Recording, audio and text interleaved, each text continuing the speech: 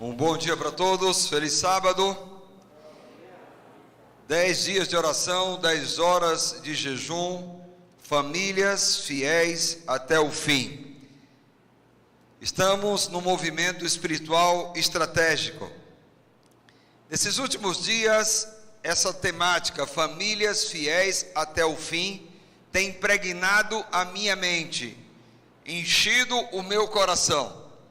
Tem sido a minha comida e a minha bebida, de certa forma, nesses últimos dias. Como eu tenho pensado nisso, isso tem impregnado tanto a minha mente, enchido tanto o meu coração, que nasceu um grito de guerra. Eu quero compartilhar esse grito de guerra com vocês. Eu creio piamente que as palavras, elas têm poder.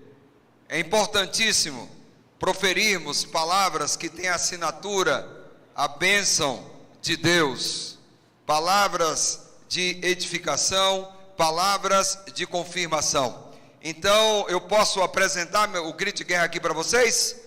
O grito de guerra vai ser o seguinte: eu vou dizer famílias fiéis até o fim, e vocês vão dizer o seguinte: nós teremos, nós seremos, ok? Então eu vou dizer famílias fiéis até o fim. Muito bem, e aí vamos ter a última parte, quando vamos falar todos juntos, aí eu me uno a vocês. A última parte é a repetição da primeira frase. Eu vou dizer famílias fiéis até o fim, vocês vão dizer o quê?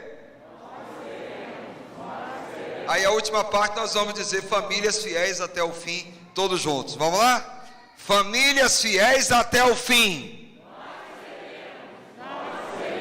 Famílias fiéis até o fim. Amém? Esse vai ser o nosso grito de guerra.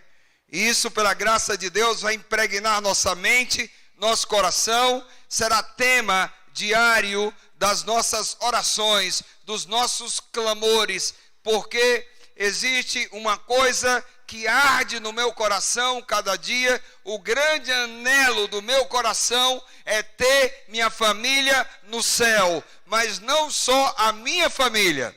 Então, nós vamos repetir de novo: famílias fiéis até o fim. Famílias fiéis até o fim. Amém? Pela graça de Deus.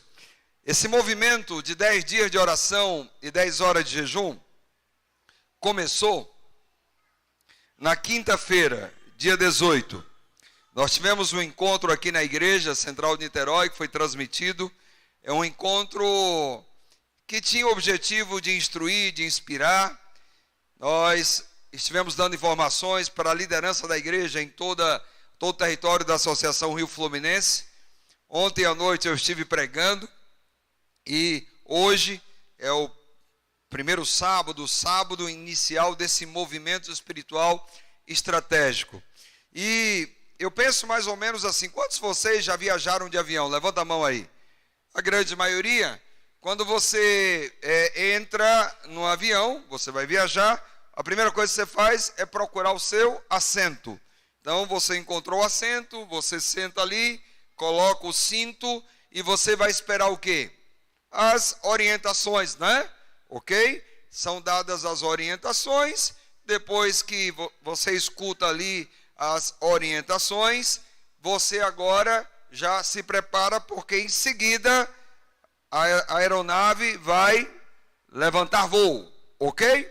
Então, para mim, quinta, sexta e sábado, esses 3 dias representam justamente eu entrar no avião, buscar o meu assento, colocar o cinto, receber as indicações, e aí depois a aeronave decola. Perfeito? Então nós vamos gastar alguns minutos aqui para apresentar para vocês essas orientações, essas indicações finais. Primeiro, nós colocamos aqui na frente 5 caixas. Essas caixas, elas são muito intencionais. elas vão nos ajudar a lembrar algo muito importante.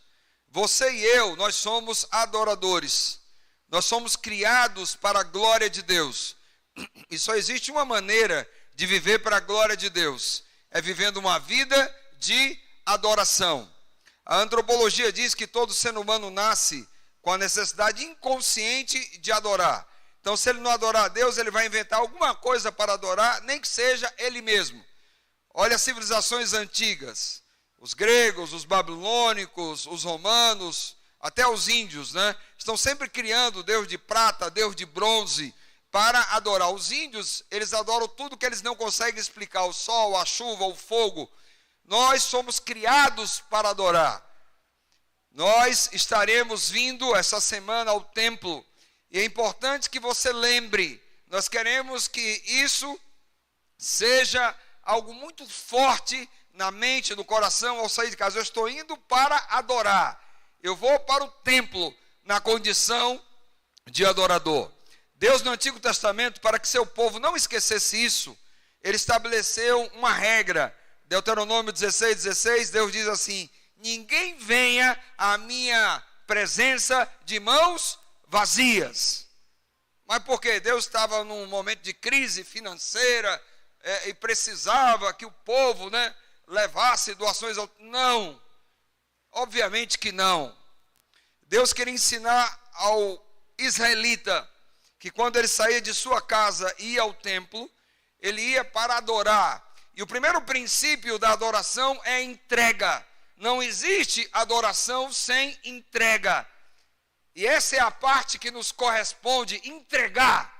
No contexto do grande conflito e na temática do reino de Deus, o centro do problema está aqui, a entrega. Entregar o meu coração, se submeter ao governo, ao domínio e à soberania de Deus, a entrega. Essa entrega não pode ser parcial, essa entrega é completa. É como uma mulher grávida. Alguém aqui já viu alguma mulher mais ou menos grávida? Não existe a mínima possibilidade de uma mulher estar mais ou menos grávida. Ou ela está 100% grávida ou não está. Assim é esta entrega. O nível de entrega e de rendição que Deus espera de nós é este. É uma entrega completa, total. Isso tem que ser praticado, exercitado cada dia. A minha escritora predileta, que se chama Ellen White, ela diz que a maior luta, a nossa maior guerra é contra o eu, que quer estar no trono.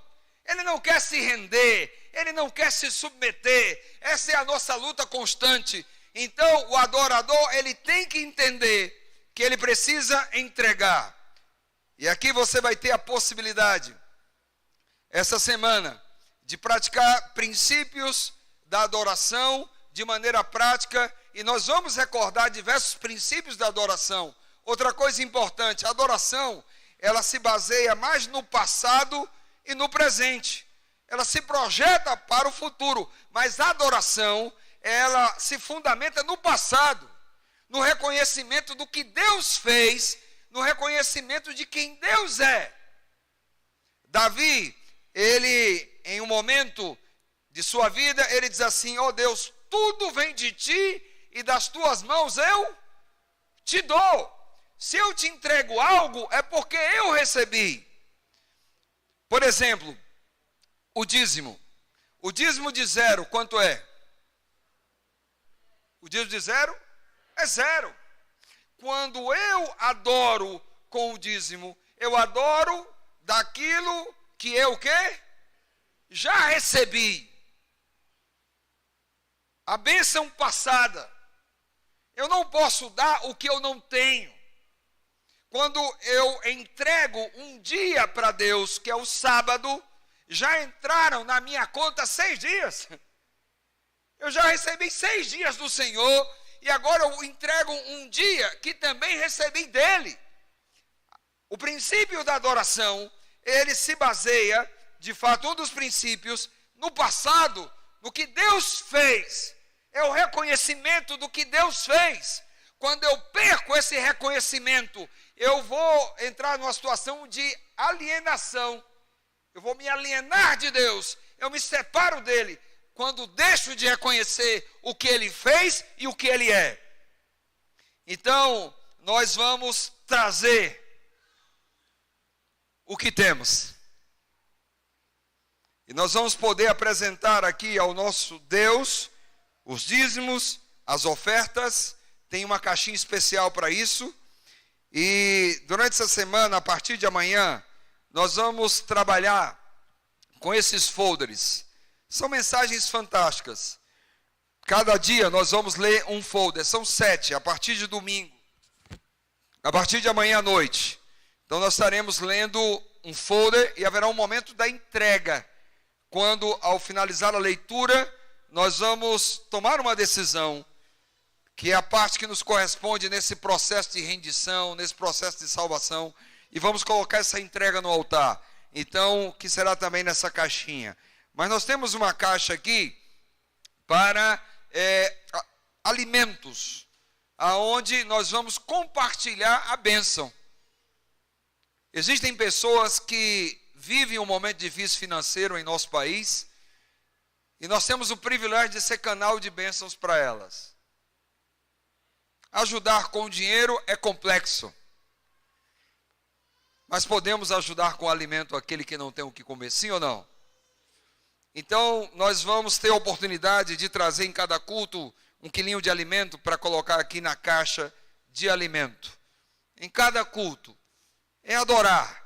É ser canal de bênção para o outro. Porque quando Deus pede algo, Ele não pede para Ele. Ele pede para transferir a bênção. Tá? Nesse contexto do que nós estamos apresentando aqui. Existe uma caixa para doações. Aqui nós vamos trazer roupas, sapatos. De repente você tem roupas lá que há 6 meses você não utiliza. Está lá no guarda-roupa.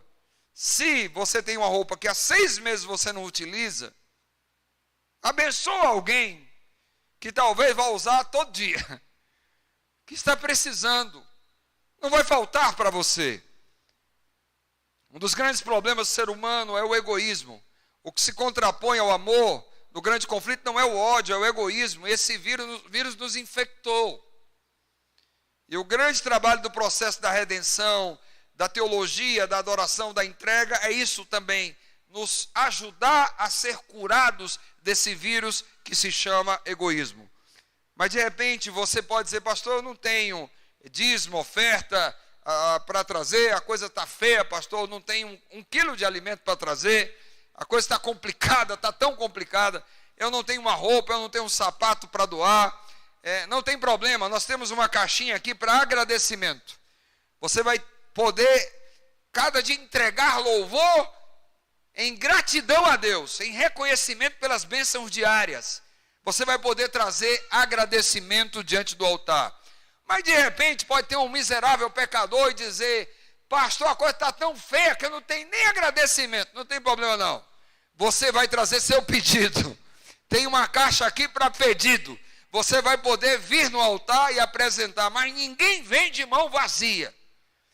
Nós vamos trabalhar na dinâmica de sair da adoração passiva, de ser um adorador passivo, de participar de uma adoração ativa com entrega.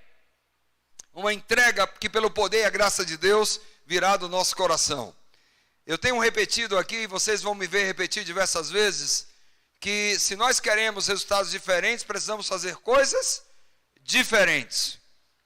Um dia eu vi um pastor falando para mim assim, eu não acredito em semana de oração. Imagine um pastor dizer, eu não acredito em semana de oração. E ele ficou olhando assim e eu fiquei calado. E ele disse, você não vai falar nada não? Eu disse, não. Por que você não vai falar? Eu disse, porque eu acho que você não terminou a sua frase. Eu estou simplesmente esperando você terminar a sua frase. Ele, é isso mesmo. Eu não acredito em semana de oração, eu não acredito em 10 dias de oração, eu acredito em vida de oração. Eu disse, muito bem, só que a semana faz parte da vida. Os 10 dias fazem parte da vida. E eles são instrumentos de Deus para nos ajudar a realinhar o foco. Você que tem carro, talvez algum dia você já precisou levar lá na oficina para alinhar e balancear. Você demora ali pelo menos quase 1 hora para você fazer um alinhamento e um balanceamento, dependendo da situação do carro. Só que depois de alinhado e balanceado, você saindo dali, na próxima esquina, você já pode perder o alinhamento, sim ou não? Passa num buraco. Alinhar e balancear dá trabalho, mas desalinhar é a coisa mais fácil do mundo. Então nós precisamos desses movimentos. Eu quero dizer para você que o pastor Jeú precisa desse movimento de 10 dias. É presente de Deus para me ajudar a realinhar o foco, a colocar o trem na linha, a redefinir as prioridades, que é muito fácil perder o foco. Então eu louvo a Deus por esses 10 dias. E nós precisamos aproveitar esse movimento dentro do máximo do que é possível. Nós vamos fazer algo inédito aqui na igreja. Nós vamos abrir a igreja 3 vezes por dia. É loucura, pastor. Estamos na época de pandemia. A igreja tem tomado os seus cuidados. Hoje à tarde nós vamos ter uma reunião com a comissão, às 4 horas, com todos os líderes da igreja.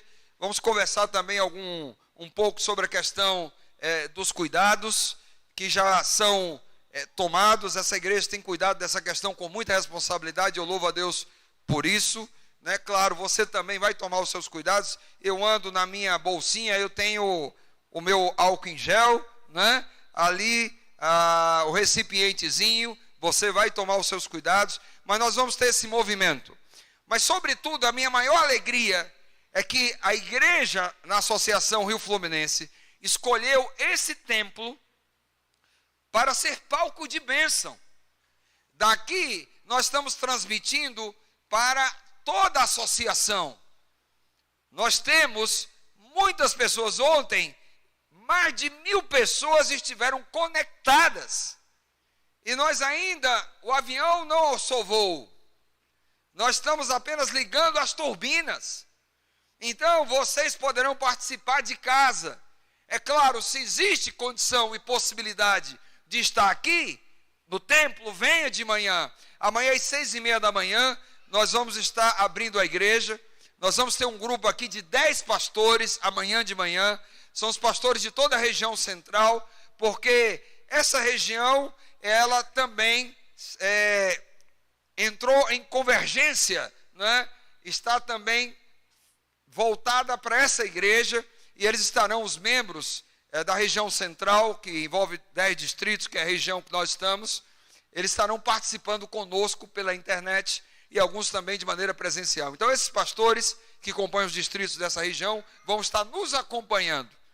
Eu não sei, estava falando ontem para o pastor Moisés, se já houve algum momento nessa igreja que 10 pastores estiveram participando de um movimento espiritual como esse pela manhã, durante a semana inteira. E nós vamos estar aqui, vamos estar jejuando, nós vamos estar orando. São coisas diferentes. De 1 às 2 é um culto de 1 hora. Nós vamos estar juntos aqui novamente. E à noite, às 19 horas. Então você poderá vir ao templo, você poderá assistir de casa, você poderá, se abre diante de você e de mim, a oportunidade para viver coisas diferentes e surpreendentes durante os próximos dias. Amém? É um movimento espiritual estratégico. Ontem à noite, eu falei sobre os 3 elementos de uma vida cristã vitoriosa. Essa semana, esse projeto está fundamentado nesses 3 elementos, que é oração, estudo da Bíblia e jejum. Eu imagino que para a grande maioria de vocês, isso não é novidade. Vida cristã poderosa está fundamentada nesses 3 elementos. E são necessidades permanentes. Eu descobri como pastor, há 25 anos que eu sou pastor, que esses 3 elementos, nós temos que estar repetindo, trabalhando constantemente. São temas que, através deles, nós temos que instruir e inspirar a igreja permanentemente. Oração, estudo, poder da palavra e jejum. Então, Deus me impressionou e tem me impressionado. Você tem a missão de instruir e inspirar permanentemente a igreja sobre esses 3 pilares. Então não vamos reinventar a roda. Esses 3 pilares. Ontem à noite, 7 pessoas aqui no templo decidiram jejuar hoje. Elas estão jejuando, estão me acompanhando e orando a cada hora. E eu creio no poder da oração. Eu creio que quando nós oramos, o reino das trevas é sacudido. E quando nós oramos e jejuamos, o diabo faz carreira, sai de perto. Você sacode e abala todo o reino das trevas. Que coisa tremenda. Você crê nisso, amém? Você crê? Eu creio nisso. E eu percebo que existem alguns cristãos que precisam ter experiência com isso. Experiência real. Entrar no mundo espiritual para desfrutar dos elementos que estão disponíveis.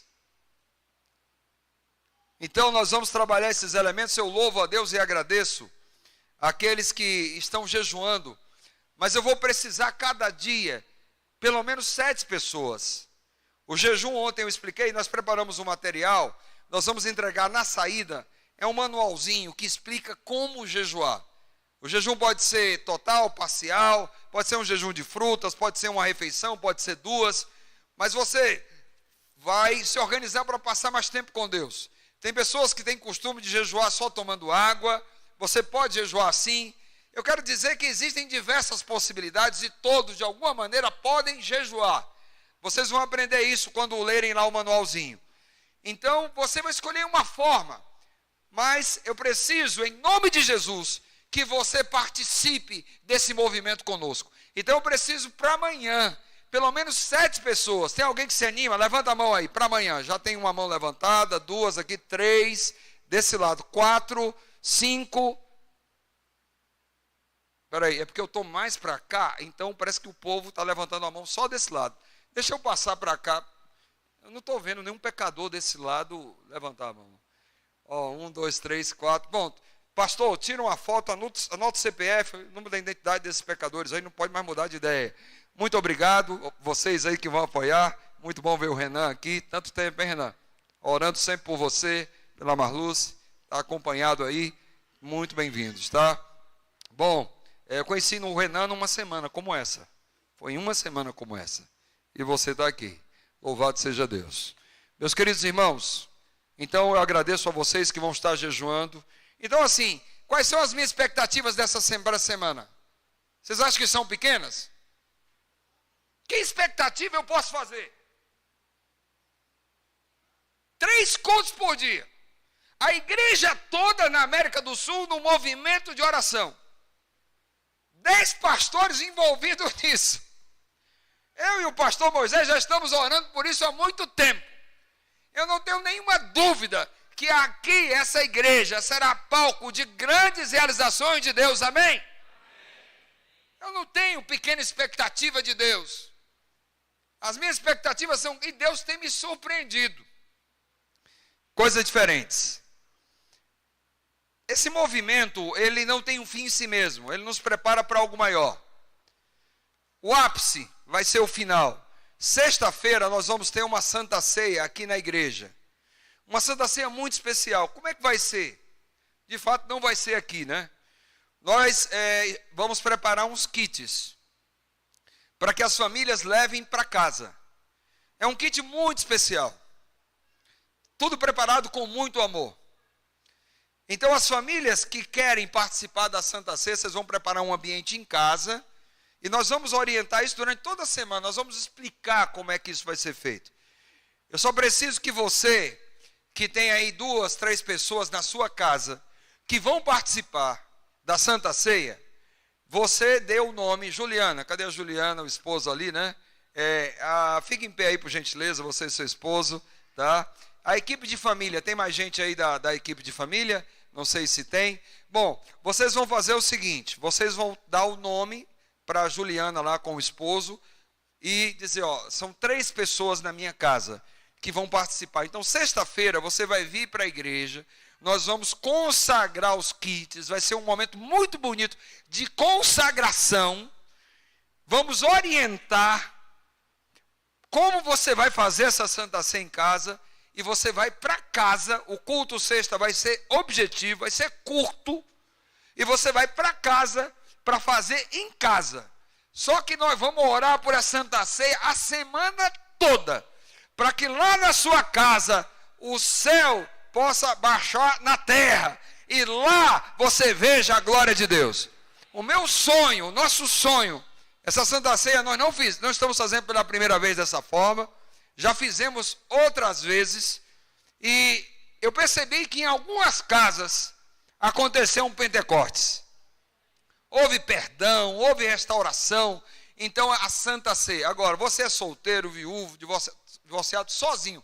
Você está sozinho, quer participar? Sim, sábado a Santa Ceia daqueles que estão sozinhos, será sábado de manhã, no final da programação da manhã, nós vamos ter um momento muito especial para esse grupo.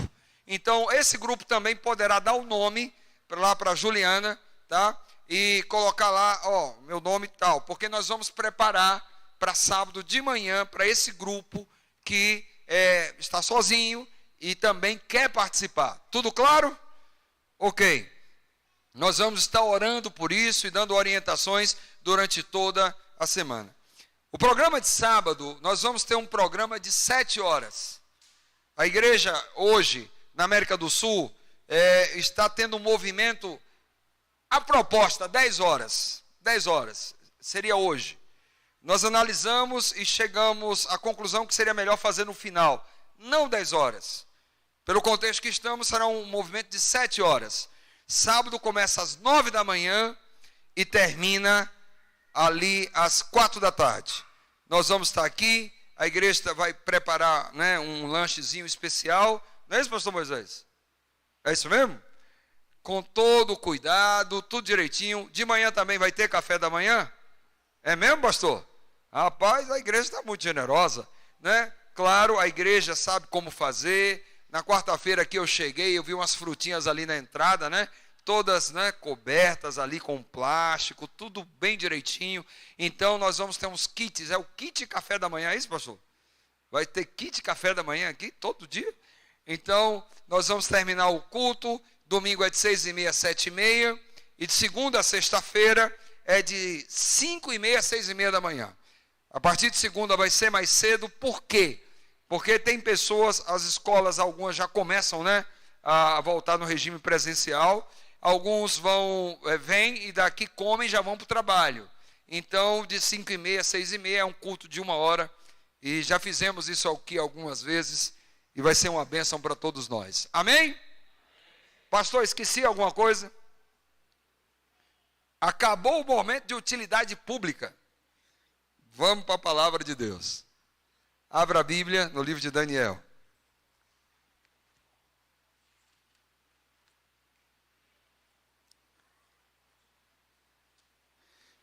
Daniel.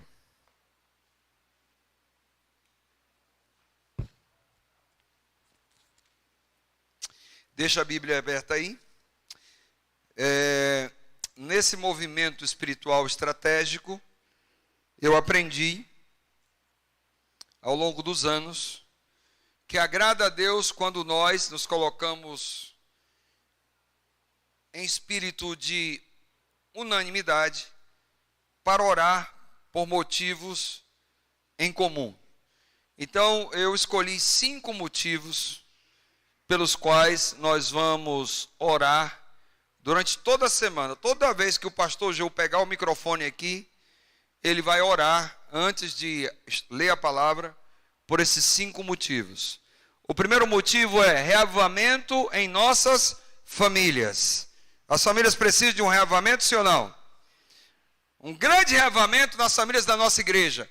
Renovação espiritual. Reavivamento significa voltar-se para Deus, despertar para o tempo de Deus, para as prioridades de Deus. Reavivamento é renovação da mente, renovação do coração, renovação das relações, renovação no sentido mais amplo da palavra. Então nós vamos orar em todos os cultos e vamos pedir que as pessoas que estarão jejuando diariamente orem por um grande reavivamento, uma restauração espiritual sem precedentes nas famílias da nossa igreja. Amém? Número 2, casamento de pecadores com Jesus. A minha especialidade do pastor Moisés é fazer casamento de pecadores com Jesus. A Bíblia diz que há mais alegria no céu por um pecador que se arrepende do que por 99 justos que não precisam de arrependimento. O casamento de pecadores com Jesus se chama batismo. Nós queremos terminar sábado com uma grande festa batismal. Vocês dizem amém ou misericórdia? Nós queremos, Deus vai nos dar tantas alegrias, vitórias, tantas bênçãos. E Deus vai preparar um cenário durante essa semana para tanta coisa boa que vai acontecer na nossa vida nos próximos meses, nos próximos anos. Talvez algumas coisas que vamos suplicar essa semana não acontecerão nessa semana do jeito que queremos, mas aqui se estabelece o fundamento da bênção. A semente vai ser plantada e nós vamos colher o fruto lá na frente, amém? Então nós vamos celebrar em gratidão, apresentando aquilo que mais alegra o céu, pecadores, porque em Cristo morreu na cruz do Calvário. Então todo culto nós vamos orar, Senhor, ou traz a nós, ou leva-nos a eles, mas traz os pecadores, aqueles que estão no limiar do reino, esperando ser recolhidos, para que sábado nós tenhamos uma grande festa batismal. Se tem alguém que está aqui no templo e é solteiro, ainda não casou com Jesus, e está sentindo o desejo no coração, fale comigo, fale com o pastor Moisés. Se tem alguém aí que está nos escutando pela internet, coloca no Facebook, não importa onde você mora, coloca o seu endereço, eu quero me casar com Jesus, nós vamos arranjar um jeito de alguém na sua casa. Mas nós queremos celebrar aqui nessa igreja e em muitos lugares uma grande festa de pecadores se casando com Jesus, amém? Número 3 é o quê?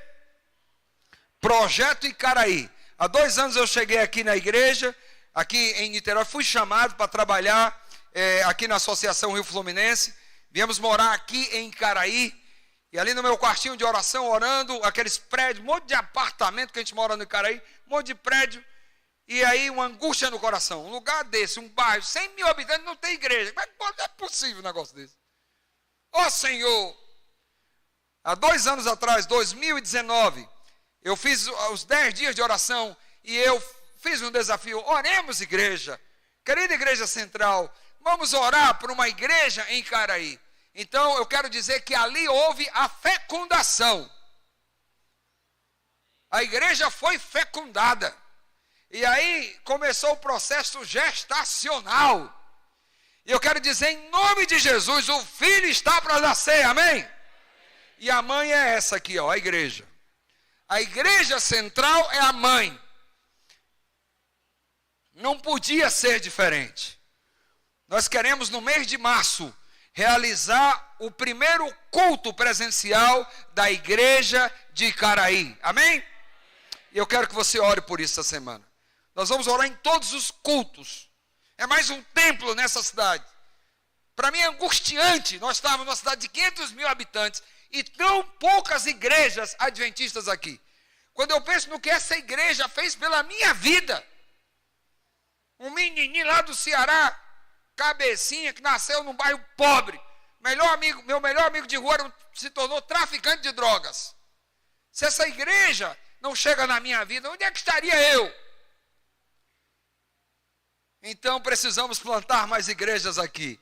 E nós vamos orar por isso em todos os cultos. E Santa Ceia, que já falei, e às 7 horas isso vai estar presente nas nossas orações, tá bom? Vamos orar então? Grande Deus, gastei um tempo aqui para dar todas essas orientações.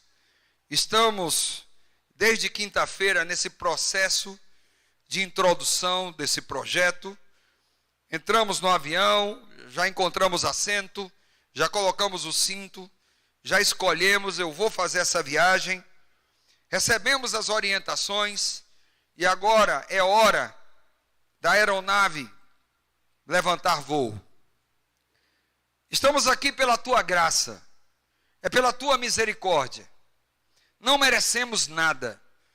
Reconhecemos que somos miseráveis pecadores. Nossa situação é tão terrível que nem temos a percepção completa para entender a nossa real condição. Porém, em nossa pequena compreensão, nos apresentamos com humildade para pedir perdão de todos os nossos pecados. Que o Senhor nos perdoe e nos cubra com o sangue de Jesus Cristo que purifica de todo pecado. Senhor Deus, nós oramos pelas famílias dessa igreja, por um reavivamento sem precedentes, porque é isso que o Senhor quer, é isso que o Senhor pode. Nós sabemos que existem famílias aqui que estão divididas, separadas, porque nós temos pais que os filhos estão na terra do inimigo, e esses pais vêm à igreja sábado, e olham para um lado, olham para o outro, os filhos não estão ali. Ó Senhor, ao pedir reavivamento, ao pedir restauração, nós estamos pedindo salvação para essas famílias de maneira completa. Em nome de Jesus, traz os filhos da tua igreja que estão na terra do inimigo. Que teu Espírito gere uma obra sem precedentes. Utiliza nós que estamos aqui para fazermos parte desse movimento para a glória do teu nome. Nós oramos, Senhor Deus, para que no final dessa semana nós tenhamos uma grande festa espiritual, a cerimônia de batismo, por aqueles que precisam tomar essa decisão. Nós oramos também, grande Deus, pelo projeto Icaraí. É um projeto que nasceu no teu coração. Não é do pastor Geur, não é do pastor Giovanni, é um projeto teu, é uma igreja ali, para poder alcançar mais pessoas, abençoar mais pessoas. Por favor, Senhor, abençoe esse projeto com unção poderosa do Espírito Santo. Traz as pessoas que o Senhor escolheu, que sejam os escolhidos por ti, para fazer parte desse movimento embrionário, inicial. Abençoa esse projeto.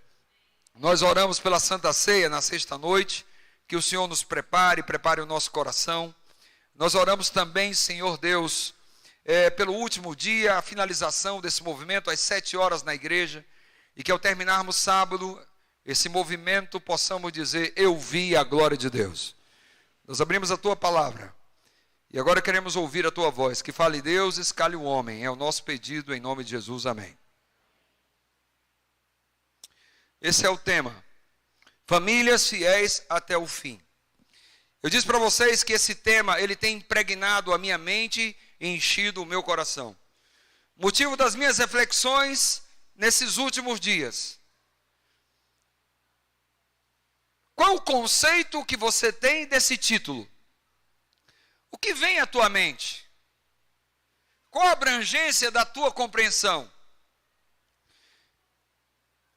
Imaginem comigo uma família, um homem, uma mulher, 2 filhos, que em um momento da vida, agora em nossos dias, tem um encontro com o Senhor.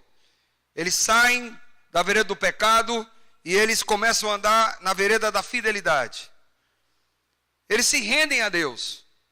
Eles entendem que existe uma pátria melhor, que são peregrinos e forasteiros nessa terra. Então, eles de fato se entregam plenamente, porque o céu, o reino de Deus, se torna a prioridade número 1. Mas um dia ele é infectado pelo coronavírus. E através dele, esse vírus chega a toda a família. Os 4 entram em estado grave. São levados para o hospital e vão para a UTI. Os 4 morreram. No velório, um velório reduzido, ali está um pastor que acompanhou aquela família. Ele os batizou. Ali diz, eu posso dizer, em nome de Jesus, essa família foi fiel até o fim. 4 pessoas em um cemitério, o mesmo cemitério, um sepultado ao lado do outro. Estarão ali juntos aguardando a manhã da ressurreição. Uma família fiel até o fim. Imaginem comigo agora esse outro cenário. Um homem, uma mulher, jovens se conhecem e se casam. E no início dessa trajetória como casados, eles têm um encontro com Jesus. Eles saem do caminho das trevas e eles vêm para a vereda da fidelidade. Pouco tempo depois ela fica grávida. Nasce um menino. E eles entendem que o maior tesouro que eles têm na terra foi projetado para o céu. Que filho é herança do Senhor. E que eles não podem conceber a possibilidade desse filho não estar no céu. Então o empenho deles é esse. Eles sabem que estão num grande conflito e que precisam usar a armadura de Deus. As armas espirituais. O que me é disponível nessa guerra: oração, Bíblia, jejum, culto da família. E aqui eu abro um parêntese. Vocês estão vendo aqui? O que é isso? Que cenário feio. Eu estava ali diante do computador, observando essa imagem, né, que está sendo percebida por todos que acompanham pela internet. Isso aqui é a ideia de quê? O que você pensa? A ideia de quê? É de um altar. Um altar que foi derrubado. Um altar destruído. Um altar que sofreu um ataque. Esse altar, ele representa o culto da família. Uma das bases do que está nessa revista, que estaremos estudando a partir de amanhã, nos cultos da manhã, vamos gastar um tempo para trabalhar. A base, uma das ideias centrais é o culto da família. Em nome de Jesus, esse altar que foi destruído em algumas casas, nós vamos restaurar ao longo dessa semana, amém? Então essa família do meu exemplo, esse casal que teve um menino, eles fazem o culto da família. E o menino, quando chega à idade de 10 anos, pede para ser batizado, é batizado na igreja, e agora os 3 estão na igreja.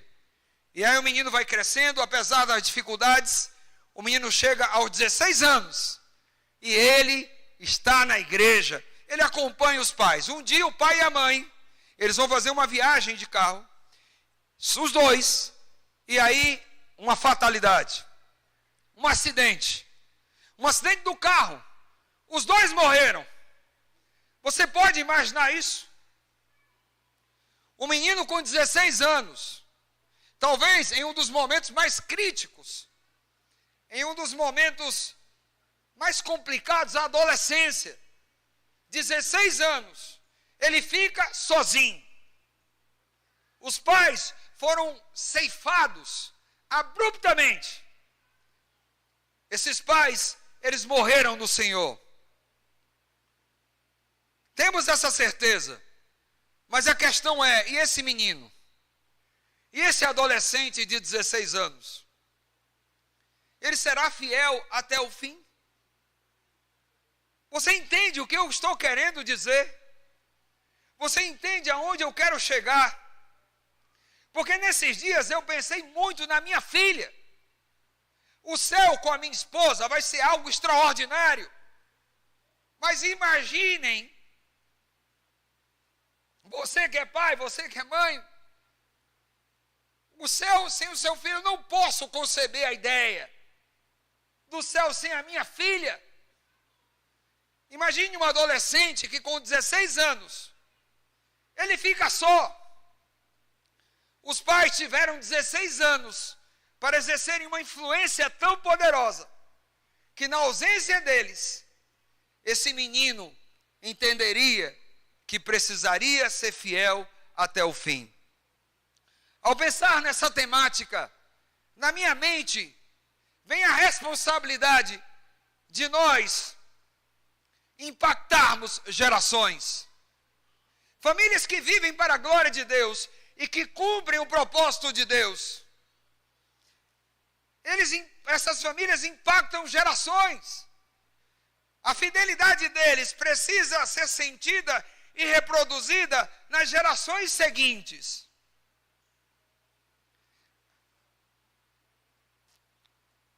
Será possível esse menino de 16 anos, sem nenhum adventista na família, sem a presença do pai e da mãe que morreram abruptamente, permanecer fiel até o fim? Sabe, irmãos, nesses dias, eu comecei esse ano orando muito por essa igreja, orando muito por esses 10 dias, e toda vez que eu pensava nisso, muitas vezes veio na minha mente um nome. Sabe qual o nome? Me ajuda aí, passa para mim esse nome. E com muita sinceridade, irmãos, o que vamos trabalhar aqui essa semana foi o que Deus colocou no meu coração. Porque ao pensar nessa temática, ao orar por esses 10 dias, Deus trouxe na minha mente este nome muitas vezes, Daniel. Então, Daniel se tornou a minha comida e a minha bebida. Quando isso veio à minha mente, eu não tinha me dado conta que hoje, alguém aqui já ouviu falar do projeto Reavivados pela Sua Palavra? Quem conhece o Reavivados pela Sua Palavra? Olha aí, a grande maioria. É um projeto da igreja onde todos os dias nós lemos um capítulo da Bíblia. Você pode baixar no seu celular o aplicativo Reavivados. Você clica lá e aparece o capítulo do dia. E hoje nós estamos terminando de ler qual livro? Hoje nós estamos terminando de ler o livro de Daniel. Então Deus me deu um motivo a mais para Daniel ser nesses últimos dias a minha comida e a minha bebida.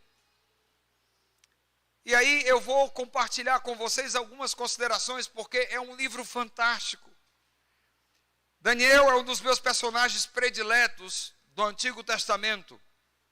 O livro dele tem apenas 12 capítulos. 6 eles tratam de história e 6 tratam de profecia. É incrível. As características do livro são muito singulares. 12 capítulos, 6 capítulos história e os 6 últimos profecia. Só que nos capítulos que tratam de história, você encontra a profecia. E nos capítulos que tratam de profecia, você encontra história.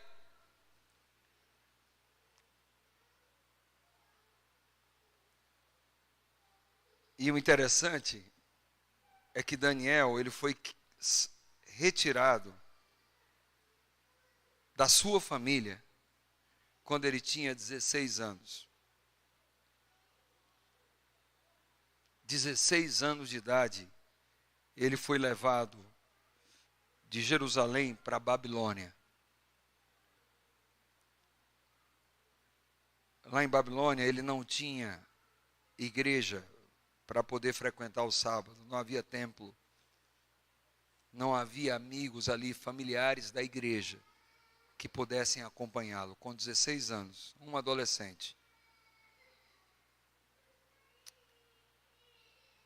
Mas olha o que a minha escritora predileta escreveu. Daniel e seus companheiros tinham sido educados por seus pais nos hábitos da estrita temperança. Tinham sido ensinados que Deus lhes pediria contas de suas faculdades e que jamais deveriam diminuí-las ou enfraquecê-las. Esta educação fora para Daniel e seus companheiros o meio de sua preservação entre as desmoralizantes influências da corte babilônia. Aprenderam com os pais. Esses pais não sabiam que teriam Daniel com eles somente por 16 anos. Mas esses pais, eles fizeram da casa, do lar, o Betel, a porta do céu. A influência foi tão poderosa que na ausência completa dos pais, da igreja, do pastor, esse menino foi um instrumento poderoso para sacudir Babilônia e refletir a glória de Deus. A história de Daniel me mostra que é possível um pai e uma mãe serem uma influência tão poderosa que os filhos, na ausência deles, reflitam a glória de Deus.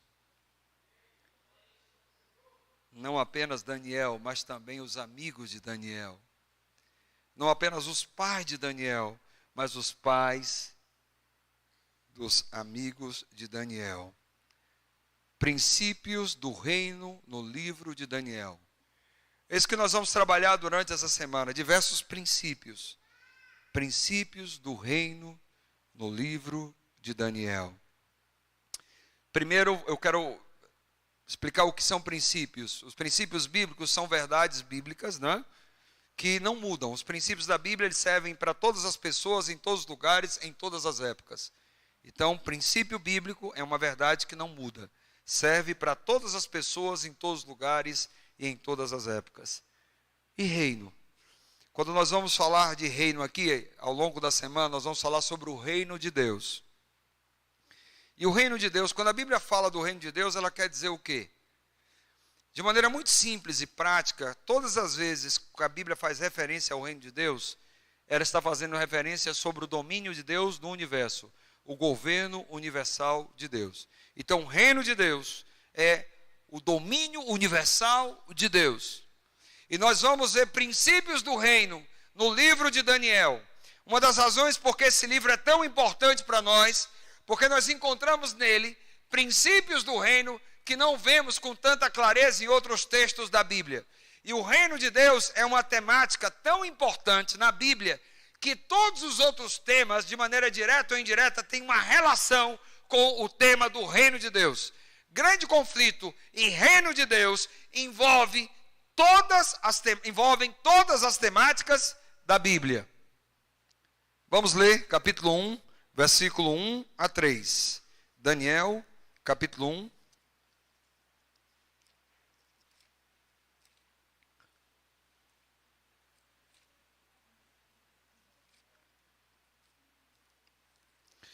Diz assim: no ano terceiro do reinado de Joaquim, rei de Judá, veio Nabucodonosor, rei da Babilônia, a Jerusalém e a sitiou. O Senhor lhe entregou nas mãos a Joaquim, rei de Judá, e alguns dos utensílios da casa de Deus.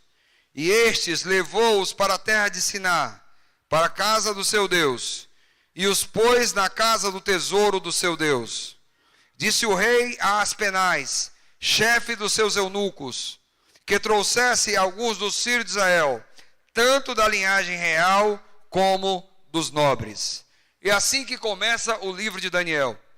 Eu sou apaixonado pela Bíblia.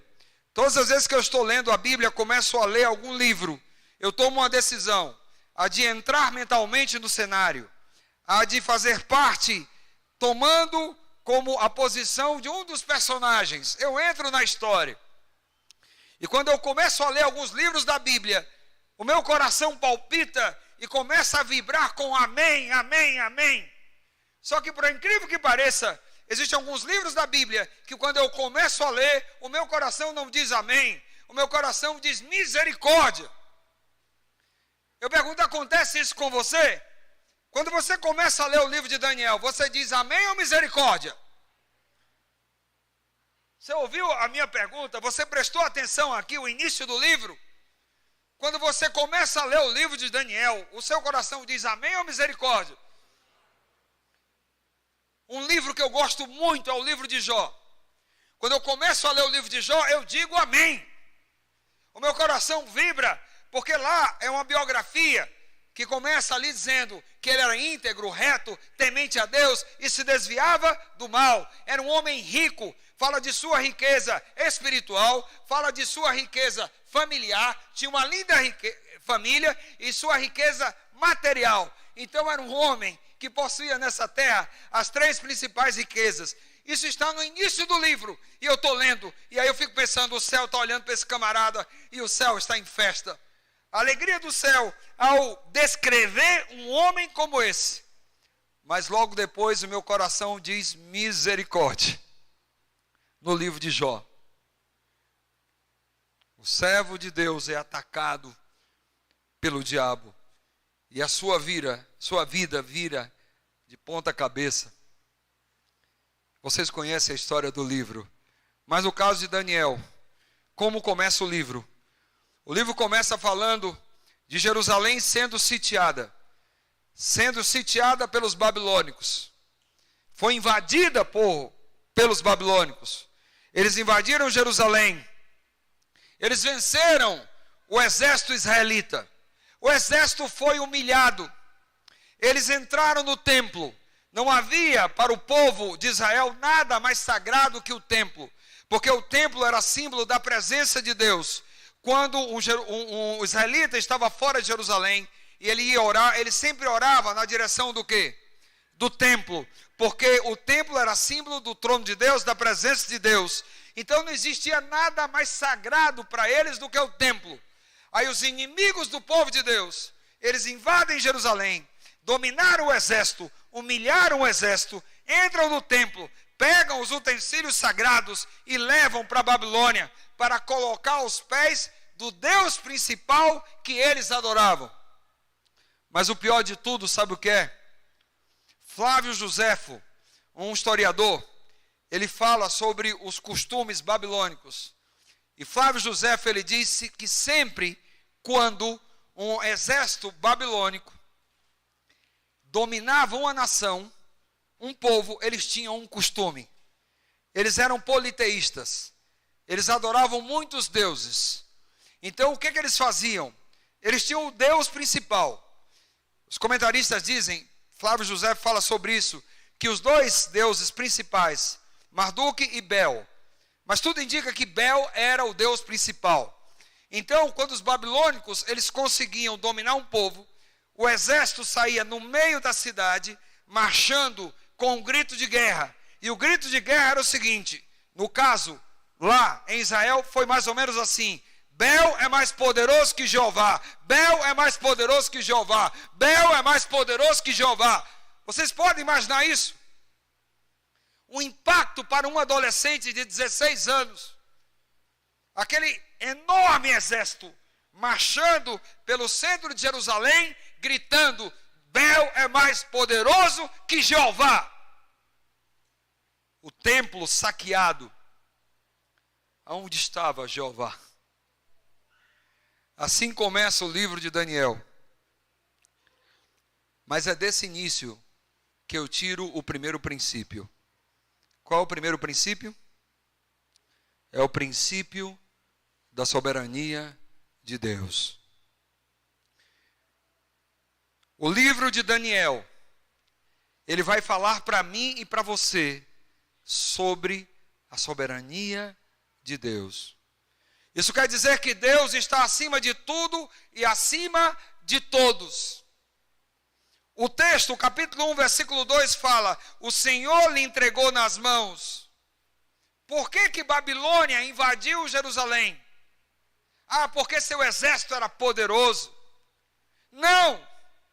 Babilônia invadiu Jerusalém porque Deus entregou. Foi decisão de Deus.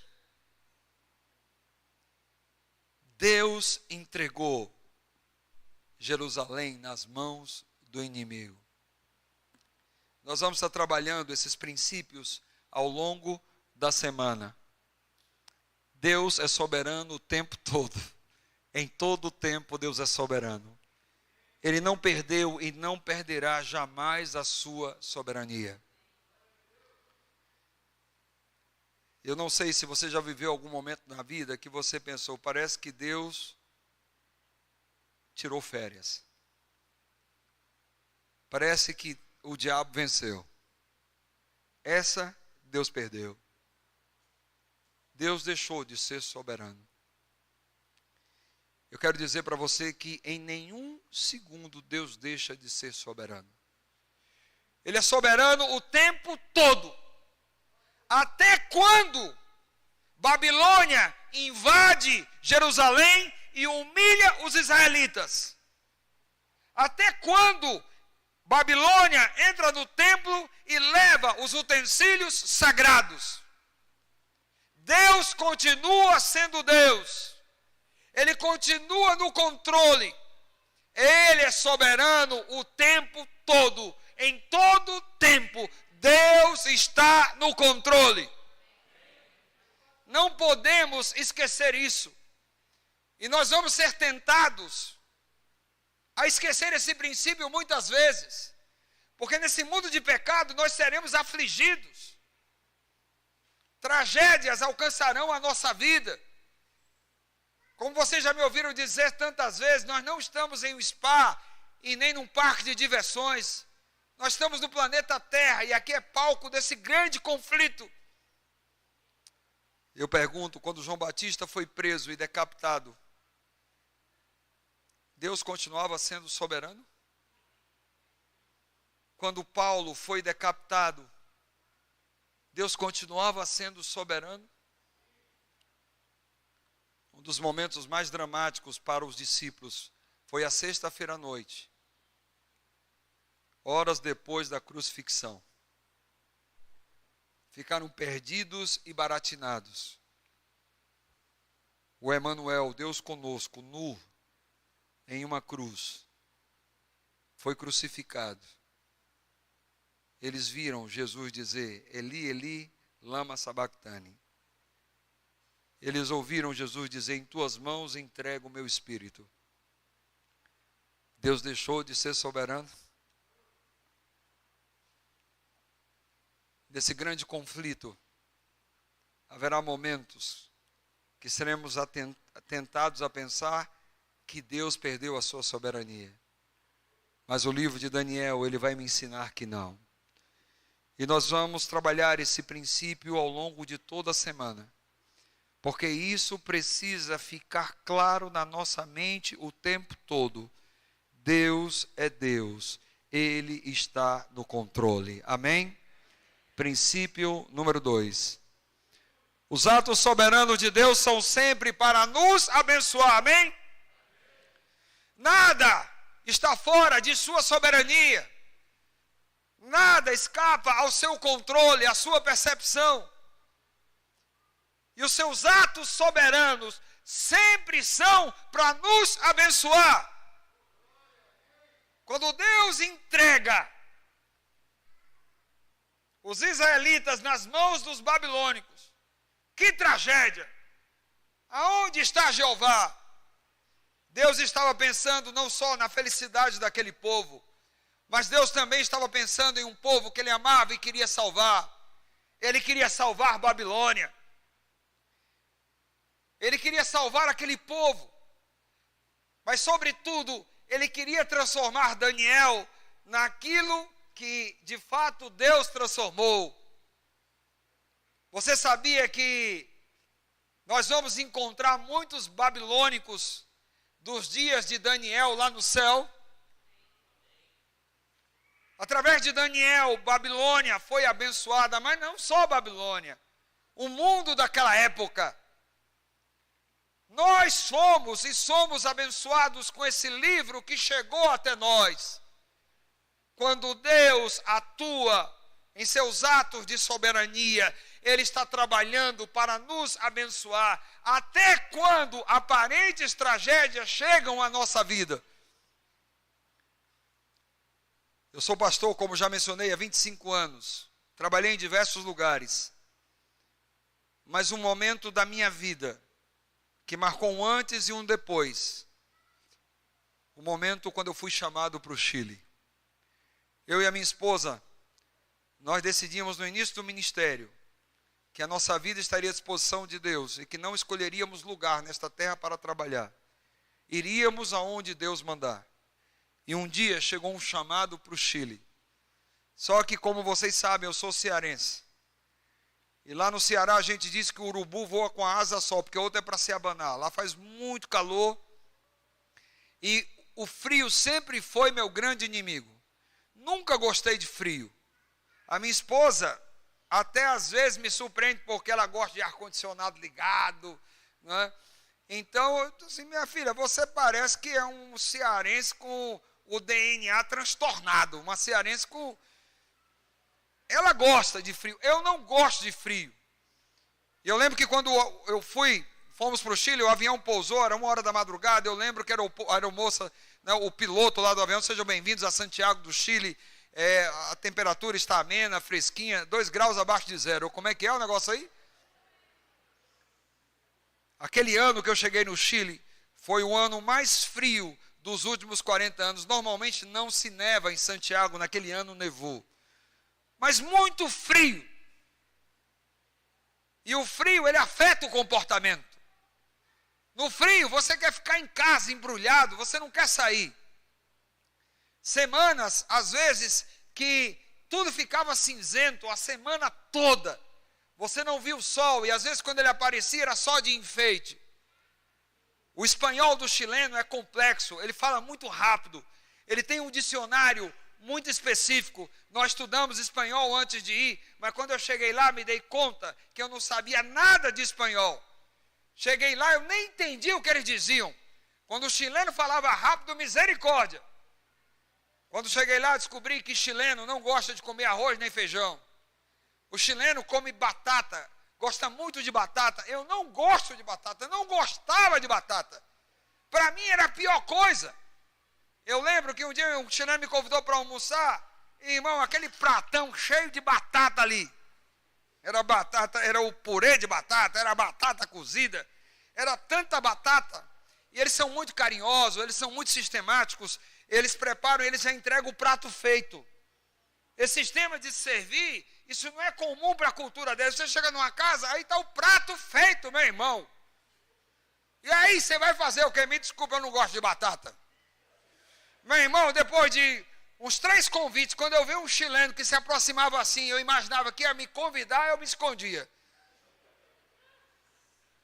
Tinha uma hora que às vezes eu estava pregando e olhava assim, parece que todo mundo aqui tem cara de batata.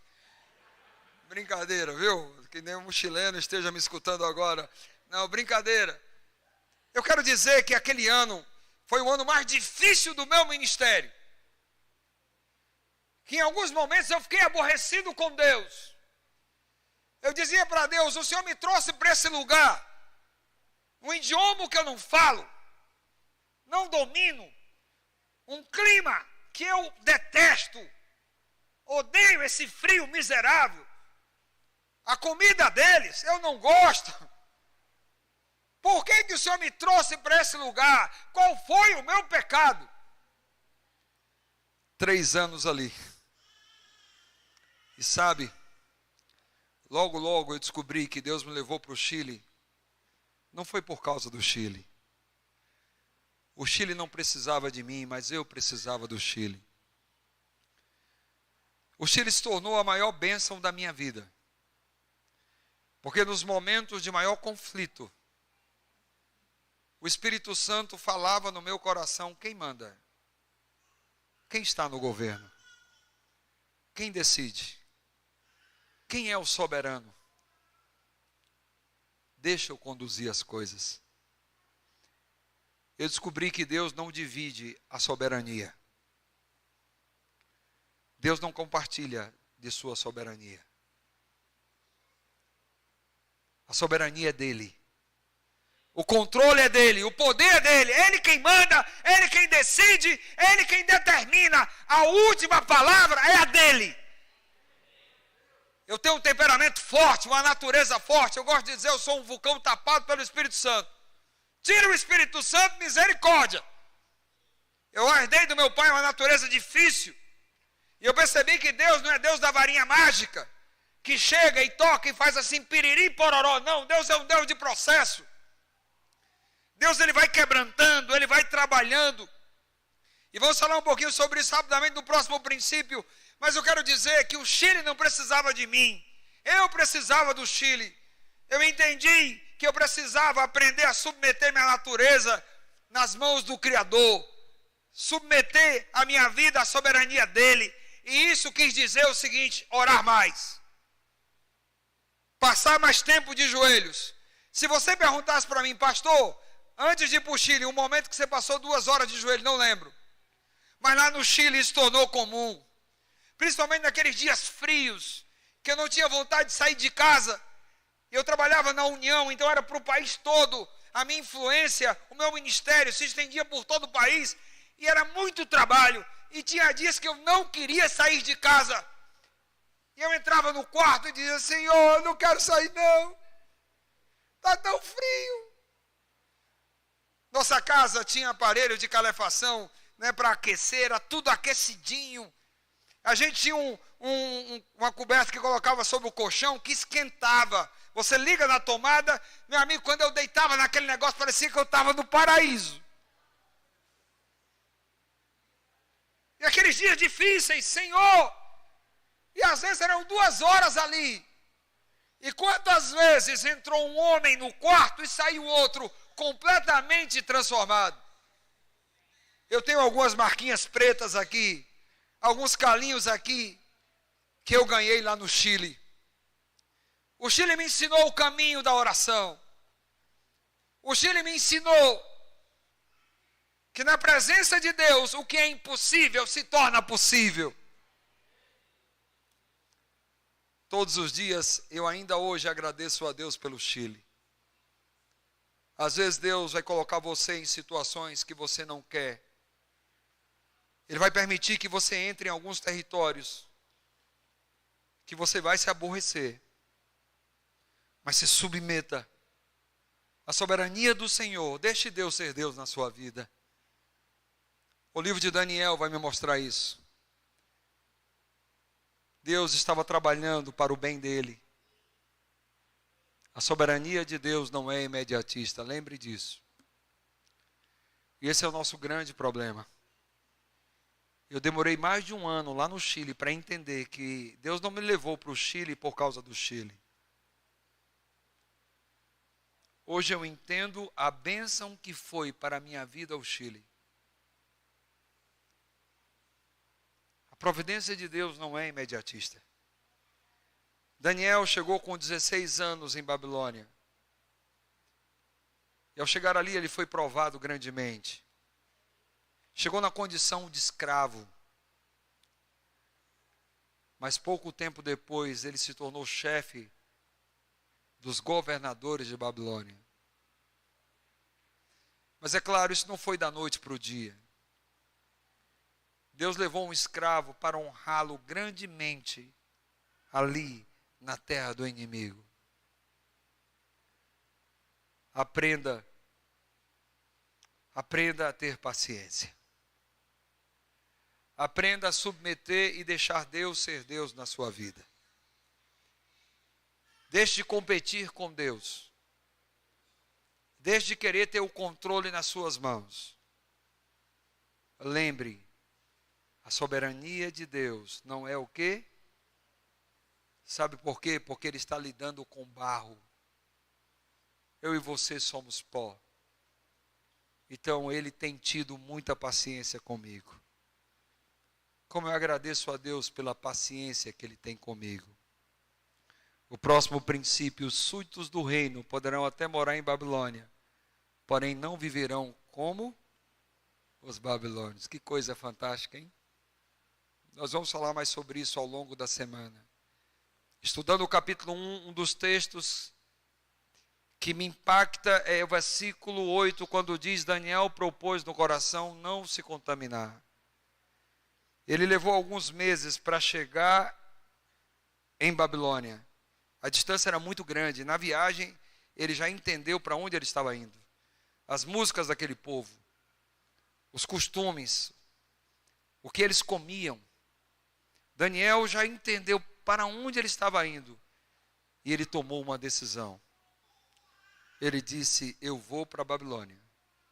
Eu vou morar em Babilônia. Mas eu não vou viver como os babilônicos. E queridos irmãos, a minha escritora predileta, ela fala algumas coisas sobre a decisão. Ela diz: o tentado necessita compreender a verdadeira força de vontade.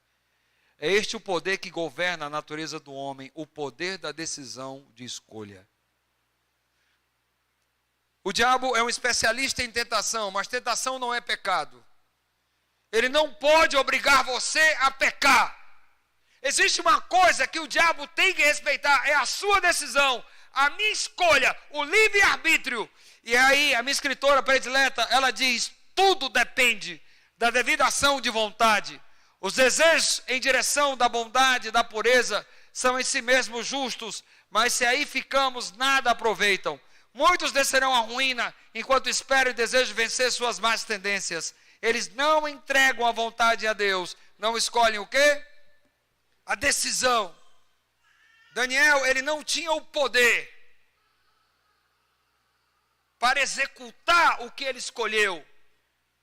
O poder vem de Deus, mas a decisão é nossa. Ele entendeu: eu decido. E quando ele toma a decisão, junto com essa decisão, vem o compromisso de buscar de Deus o poder. E sabe, uma das coisas mais lindas que me impacta no livro de Daniel é o capítulo 6, versículo 10, quando diz que ele tinha o costume de 3 vezes por dia orar a Deus. Daniel vai mostrar para mim que para ser fiel em Babilônia, tem que estar de joelhos. Para ser fiel em Babilônia, é com dependência de Deus, é com oração. 3 vezes por dia. Por isso que essa semana nós vamos abrir a igreja 3 vezes por dia. Sabe, um dia, quando eu chegar lá no céu, eu já propus no meu coração, eu quero ter um encontro com Daniel. Eu quero abraçá-lo. Eu vou dizer para ele, obrigado, Daniel. Você não tem ideia da influência positiva que você foi para a minha vida. Como eu agradeço a Deus por Daniel ter ido para a Babilônia. Como eu agradeço a Deus por ele ter permitido que Israel fosse invadida e o templo saqueado. Como eu agradeço a Deus por Deus, através de Daniel, mostrar que a sua soberania, ela é ininterrupta. E o último princípio, eu termino dizendo, os súditos do reino não ficarão sem recompensa. Vocês conhecem o capítulo 1, eu quero propor a você hoje à tarde, leia o capítulo 1, leia com oração. O Espírito Santo, ele vai falar ao seu coração. Ao chegar lá no reino, o rei pediu que aqueles jovens que foram escolhidos a dedo e levados como escravo, eles deveriam se alimentar da comida do rei. Eles deveriam ser ensinados na língua do reino, nos costumes do reino e na cultura do reino. E isso era uma estratégia muito forte de Satanás. Satanás queria fazer uma doutrinação completa. Os nomes deles foram mudados. Eles receberam nomes de deuses babilônicos, porque a intenção do diabo era que eles perdessem a identidade. Tirou da terra deles, mudou o nome deles. Agora eles vão comer como o rei comia, e eles vão viver como os babilônicos viviam. Mas Daniel disse, não posso contaminar-me. Ele pediu ao chefe dos eunucos para dar 10 dias de teste. Nós vamos nos alimentar somente de legumes, de frutas, de verduras, e depois de 10 dias, faça um teste. E o teste foi feito. Eles estavam mais corados, eles estavam mais saudáveis, a mente mais ágil. Isso era visível. Agora eu pergunto, 10 dias seria um tempo suficiente para se notar uma mudança tão grande? Eu creio que não. Eu creio que quando eles dizem, Senhor, nós precisamos de 10 dias. 10 dias para que através de nós o Senhor mostre a tua glória. A bênção de Deus os acompanhou. Quando você decide glorificar o nome de Deus na sua vida, a bênção do Senhor vai acompanhar você. Mesmo diante de aparentes derrotas, mesmo quando o inimigo, ele talvez entre na sua casa e leve um dos seus, permaneça fiel, não desista do Senhor, continue honrando a Ele, e a glória do Senhor virá sobre a sua vida. Eu tenho pais aqui que certamente sofrem o drama de ver seus filhos na terra do inimigo, que parece que de fato perderam a batalha, mas perder a batalha não é perder a guerra. Eu quero dizer que como Deus honrou a Daniel e seus amigos, Deus vai honrar você. Como Deus vai fazer isso? Quando Deus vai fazer isso, eu não sei, mas você precisa crer. Você precisa dizer ao Senhor, estou aqui contigo e não abro. Eu me levanto para continuar lutando pela minha casa, pela minha família, pelos meus. Eu aceito a tua soberania, ó Deus, e eu quero que essa soberania se manifeste em mim e através de mim. Você quer dizer isso para o Senhor? Você gostaria de se levantar como um instrumento de bênção para a sua casa? Fique em pé. Um instrumento de salvação para a sua família?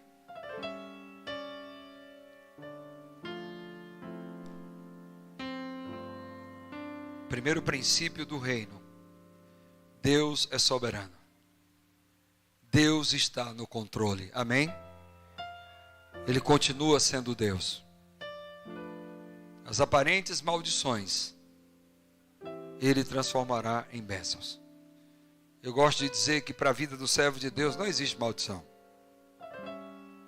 Porque o que parece maldição, Ele vai transformar em bênção. Você é servo? Você é servo? Você aceita a soberania dEle na sua vida? Você quer maior intimidade com Ele? Você buscará isso. Deus vai te honrar nesta causa que angustia o teu coração. Eu não sei qual é o milagre que você mais deseja para essa semana. O que eu sei é que Deus poderá realizá-lo.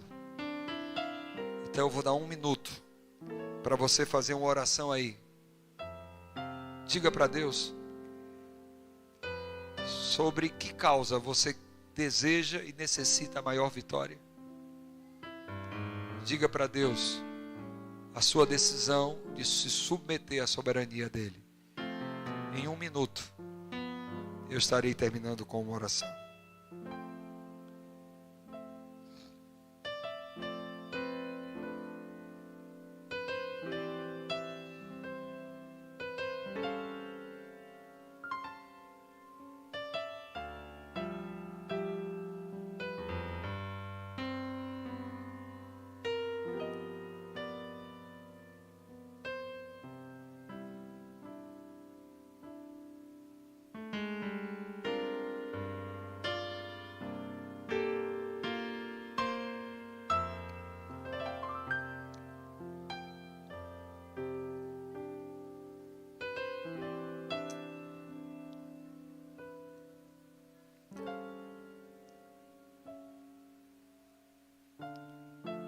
Grande Deus e eterno Pai, nós estamos no início de uma semana. Hoje é sábado, e neste sábado acabamos de passar as orientações do que pretendemos realizar nos próximos dias. Sabemos que existe um grande conflito e ele é mais intenso do que somos capazes de perceber. Certamente o inimigo se levantará e buscará de todas as formas frustrar o que sonhamos e planejamos. Mas nesse momento, unânimes, nos unimos para, em nome de Jesus, repreendermos Satanás. Nós queremos pedir que o Senhor tome a condução e a direção dessa semana. Que os sonhos que o Senhor tem no coração para todos nós se cumpram cabalmente. Nós estamos colocando não apenas a nossa vida no teu altar, mas a nossa família. Tudo que temos e somos, nós entregamos a ti. Existem filhinhos teus que sofrem dramas terríveis, que apresentam clamores a ti já há muito tempo, sobre causas que parecem impossíveis de serem ganhas. Mas o Senhor não é Deus de causa perdida. O soberano Rei do universo é soberano o tempo todo. Nós pedimos, por favor, entra com providência, atua no sobrenatural e no extraordinário, e sobre esta causa que colocamos a ti, que apresentamos diante de ti, que o Senhor manifeste a tua glória. Por favor, Deus, em nome de Jesus te peço, vem fazer na nossa vida coisas diferentes e surpreendentes para a glória do teu nome. Eu entrego essa igreja nas tuas mãos, em nome de Jesus, amém e amém.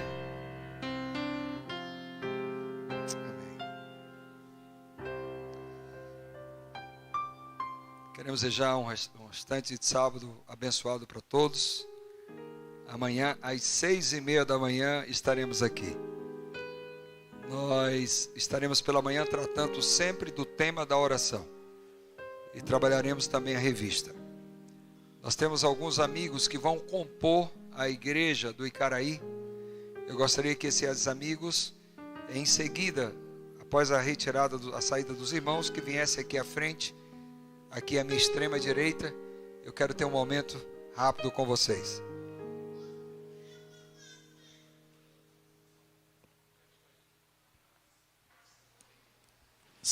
Cante com a gente. Que a graça de Jesus, o amor de